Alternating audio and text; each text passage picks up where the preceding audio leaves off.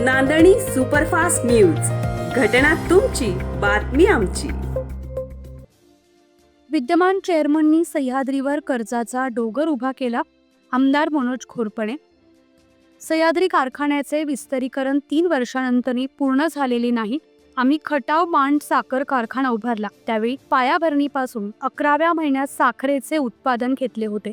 इतर साखर कारखान्यांचे विस्तारीकरण 250 कोटींमध्ये, मात्र सह्याद्रीच्या विस्तारीकरणासाठी 418 कोटी खर्च प्राथमिक दिसत असला तरी ते 550-600 कोटींपर्यंत खर्च गेला असून कारखान्याच्या विद्यमान चेअरमन यांनी सह्याद्रीवर कर्जाचा डोंगर उभा केला असल्याचा आरोप आमदार मनोज घोरपडे यांनी केला।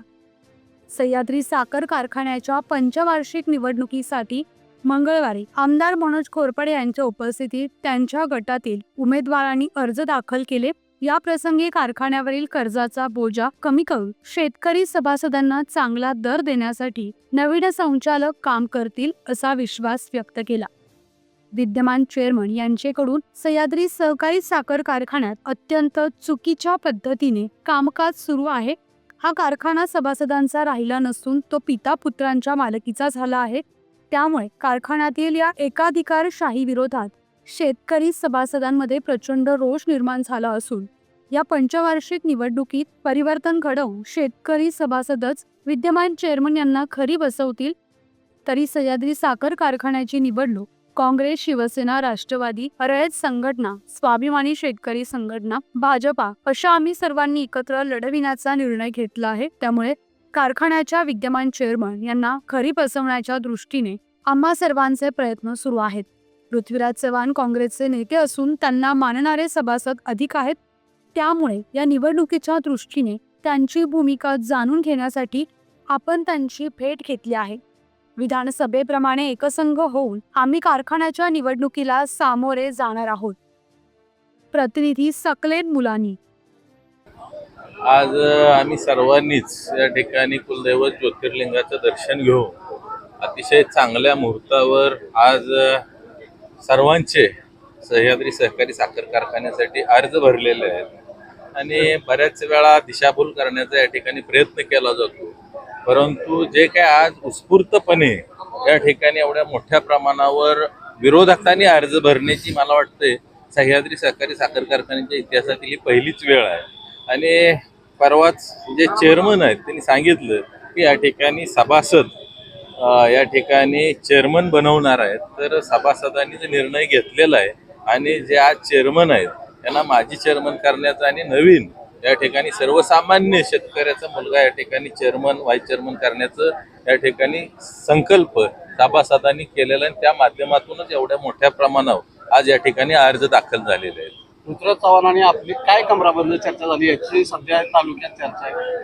आज जर आपण बघितलं तर या ठिकाणी कराड उत्तर विधानसभा मतदारसंघामध्ये रयत संघटना, त्याच पद्धतीनं काँग्रेस आहे, स्वाभिमानी शेतकरी संघटना आहे, शिवसेना आहे, भारतीय जनता पार्टी, ही सगळीच मंडळी जे आज या ठिकाणी माजी आमदारांचे, या चेअरमनांचे विरोधक आहेत, ही सगळी मंडळी या ठिकाणी त्यांना घरी बसवण्यासाठी जे काय करावं लागेल त्या पद्धतीचं नियोजन या ठिकाणी करण्याचा एक भाग म्हणून काल आम्ही आज पृथ्वीराज चव्हाण साहेब काँग्रेसचे नेते आहेत, त्या माध्यमातून त्यांना मानणारे बी बरेचसे सभासद आहेत, तर त्या माध्यमातून भूमिका जाणून घेण्यासाठी त्यांनी सुद्धा मला बोलवलं होतं। त्या ठिकाणी गेलो आणि येणाऱ्या काळामध्ये ज्या पद्धतीनं कराड उत्तर विधानसभेला एकसंघ सगळे आम्ही जण सामोरे गेलो आणि त्या माध्यमातून एक मोठा विजय या ठिकाणी साकारता आला, त्याच पद्धतीचं नियोजन यावेळेला आम्ही या कराड उत्तर विधानसभा मतदारसंघ असेल, त्याच पद्धतीनं सह्याद्रीचा कार्यक्षेत्र येणाऱ्या 5 तालुक्याच्या माध्यमातून त्या पद्धतीचं आम्ही नियोजन करतो आणि या ठिकाणी एकाशी एक लढत कशा पद्धतीनं करता येईल त्याचं नियोजन आहे। आपल्या चव्हाणांनी आपल्याला काय शब्द दिलाय का? तुम्हाला ज्या दिवशी या ठिकाणी सह्याद्रीचा निकाल लागेल त्यावेळेला लक्षात येईल शब्द दिला, काय केलं, काय आज या ठिकाणी इलेक्शनची स्ट्रॅटेजीचा भाग म्हणून मी तुम्हाला काय या ठिकाणी सांगू इच्छित नाही। काका बाबा गट आपल्या सोबत राहणार 100% आपल्या सोबत नाही, आम्ही सगळे सोबत राहणार। दादा, कारखाना विस्तारीकरणाचा मुद्दा वारंवार विद्यमान चेअरमनच्याकडून घेतला, विस्तारीकरण खरं योग्य पद्धतीने झाले असं वाटतंय तुम्हाला? आता जर त्यामध्ये आपण जर पाहिलं तर हे ज्यावेळेला सहकार मंत्री होते त्यावेळेला यांनी विस्तारीकरणाचा निर्णय घेतला, यांच्या सहीनच तो निर्णय झाला. परंतु आज इतर कारखान्यांचे एक्सपान्शन 250 कोटीमध्ये 12,000 ते कारखाने चालू होऊन 2 वर्ष 2 सीझन घेतले. त्यांच्या बरोबर या ठिकाणी या कारखान्याचा एक्सपान्शनचा निर्णय घेतला गेला. परंतु आज 3 वर्षामध्ये या ठिकाणी हे एक्सपान्शन आजपर्यंत तरी काही चालू झालेलं नाही. आणि इतर कारखान्यांचं 250 कोटीमध्ये 12,000चं एक्सपान्शन झालं. इथं जवळपास त्याच गोष्टीसाठी 418 कोटीचा DPR तयार होऊन त्या ठिकाणी एवढ्या मोठ्या प्रमाणावर त्यामध्ये खर्च झाला. त्यामुळे येणाऱ्या जे काय आता कारखान्याच्या इलेक्शनमध्ये आम्ही सभेमध्ये सांगू कशा पद्धतीने एक्सपान्शन झालंय आणि ती योग्य आहे का अयोग्य. अयोग्य तर 100%च आहे. कारण आज जर हे 3 वर्षामध्ये आज 2 वर्षाचा मोरिटोरियम बँकेने दिला होता, तो या ठिकाणी यांना परत एकदा 1 वर्ष मोरिटोरियम वाढवून घ्यावा लागला, ही फार मोठी खेदाची गोष्ट आहे. आम्ही ज्या वेळेला खटावमान साखर कारखाना त्या ठिकाणी उभा केला त्यावेळेला पायाभरणीपासून त्या ठिकाणी 11व्या महिन्यामध्ये आम्ही साखर काढली. नवीन कारखान्याचे सर्व लायसन्स, त्या ठिकाणी डेव्हलपमेंट्स, लायझनिंग, या सगळ्या गोष्टी 11 महिन्यात नवीन कारखाना तयार होतो. आणि या ठिकाणी एक्सपान्शनला 3 वर्ष लागतात. म्हणजे हे अतिशय चुकीच्या पद्धतीनं ह्या ठिकाणी हे एक्सपान्शन झालंय असं मला म्हणावंसं वाटतं. कारण आज 2 वर्षाचं व्याज आणि त्या ठिकाणी जर बाकीच्या जर गोष्टींचा विचार केला तर हे 418 कोटी प्राथमिक दिसत असले तरी ह्याचा जर सगळा हिशेब काढला तर हे 550-700 कोटीकडं हे एक्सपान्शन गेलेलं.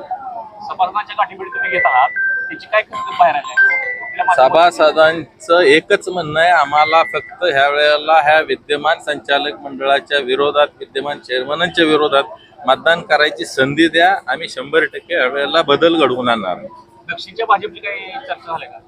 दक्षिणमधील भाजप काय मी मगाशी सांगितलं, या 5 तालुक्यामध्ये जे समविचारी आहेत त्याच पद्धतीनं त्यांच्या बरोबर ज्यांचं राजकीय पटत नाही, वैचारिक पटत नाही, सगळी मंडळी आज आमच्या बरोबर एकत्र आहे. विद्यमान चेअरमनचं आणि दक्षिणमधील आमदारांचं चांगलं जमते ना, विधानसभेला त्यांनी त्यांना सपोर्ट केला होता. मग आता ते तुम्हाला मदत करणार असं मला तरी काय कुठं दिसलं नाही. पण तुम्ही म्हणताय तर ह्या वेळेला 100% आम्हाला ते आम्ही एका पक्षात मदत करतील. प्रचाराचे मुख्य मुद्दे काय असतील दादा? हा, प्रचाराचा मुख्य मुद्दा काय? प्रचाराचा मुख्य मुद्दा हा असेल की या ठिकाणी या कारखान्यामध्ये सत्तांतर घडवून या ठिकाणी जो त्या शेतकऱ्याला आज असं वाटतंय सभासदाला की हा कारखाना विद्यमान चेअरमन आणि त्यांच्या चिरंजीवांचा आहे. पहिल्यांदा त्या ठिकाणी कारखान्यामध्ये गेल्यानंतर सभासदाला वाटलं पाहिजे की हा कारखाना माझा आहे, अशा पद्धतीची ट्रीटमेंट या ठिकाणी सभासदाला दिली जाईल. त्याच पद्धतीनं हे काय जे काय ओव्हर या ठिकाणी आज कर्जमुक्त कारखाना आज फार मोठ्या कर्जाच्या गर्तेमध्ये या ठिकाणी घातलेला आहे. हा कारखाना अतिशय चांगल्या पद्धतीनं फुल इफिशियन्सीनं चालवून या ठिकाणी तो परत एकदा सुस्थितीमध्ये आणून याच्यावरचं कर्ज लवकरात लवकर कशा पद्धतीनं कमी होईल, शेतकऱ्यांना चांगल्या पद्धतीचा दर कसा देता येईल.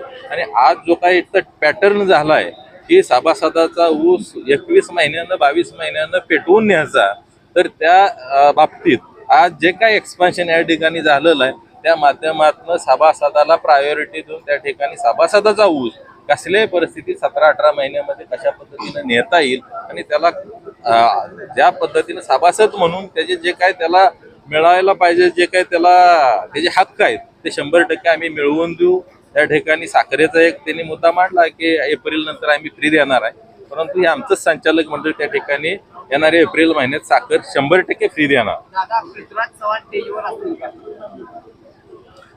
ते आता येणाऱ्या काळामध्ये तुम्हाला सगळ्या गोष्टी दिसतील. काय आपल्या हक्काचं रोखठोक भूमिका मांडणारं आपलं न्यूज चॅनल नांदणी सुपरफास्ट न्यूज. घटना तुमची, बातमी आमची.